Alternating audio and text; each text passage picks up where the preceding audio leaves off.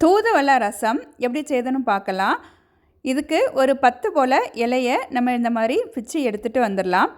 தூதுவளை, மஞ்சள், கடுகு, காயம், புளி, இஞ்சி, பூண்டு, பச்சை மிளகாய், மிளகு, ஜீரகம், தக்காளி, கருவேப்பிலை எடுத்து வச்சுக்கலாம். மிளகு, ஜீரகம், மஞ்சள், இஞ்சி, பூண்டு, பச்சை மிளகாவை நல்லா அரைச்சிட்டு ஒரு பவுலில் எடுத்து வச்சிடலாம். தூதுவளையில் முன்னாடி பின்னாடி 2 இடத்துலையுமே குட்டி குட்டி முள் இருக்கும். அதை இந்த மாதிரி கத்திரியால் வெட்டி எடுத்துடலாம். முள்ளோட யூஸ் பண்ணக்கூடாது. தக்காளியும் போட்டு அதை நல்லா பட்டு போல் அரைச்சிட்டு கொஞ்சம் தேங்காய் எண்ணெய் போட்டு கடுகு போட்டு அரைச்சதை போட்டு நல்லா கிளறிட்டு கருவேப்பிலை, காயம் போட்டு நல்லா கிளறிட்டு புளி தண்ணியை கரைச்சி விட்டு உப்பும் போட்டு தேவைக்கு கொஞ்சம் தண்ணியும் போட்டு கொஞ்சம் கொதி வந்தோன்னா ஆஃப் பண்ணிடணும்.